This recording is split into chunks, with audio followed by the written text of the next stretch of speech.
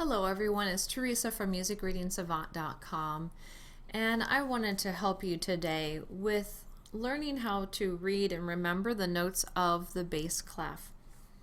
So we have notes that are on the lines of the bass clef, and we have notes that are in the spaces of the bass clef.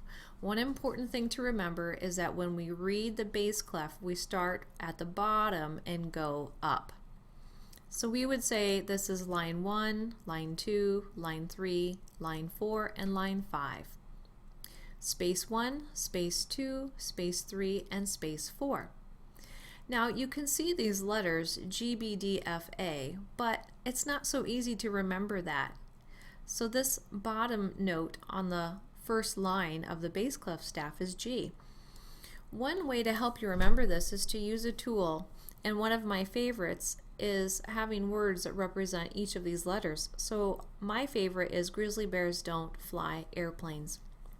Some people also like to use good boys do fine always.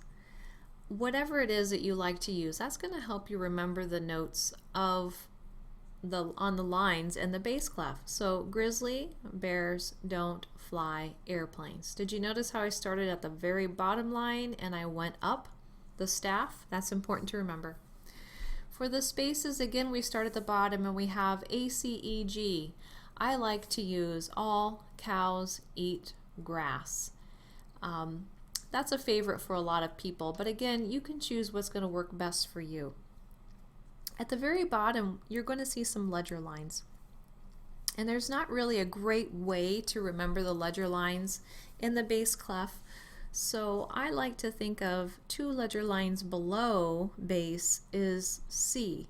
And then I work my way up through the music alphabet. So after this line note C, the next space is D, the next line note is E, the next space note is F. The same way when we are working above the bass clef, we start at the very top with this note. It's considered a space note sitting on top of the bass clef.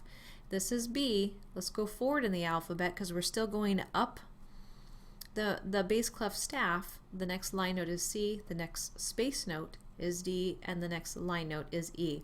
So even with these ledger lines, they are still called space notes and line notes. They are just a way of extending the staff either higher or lower for the notes that we can no longer fit on the staff because they are just that much higher in pitch or that much lower in pitch.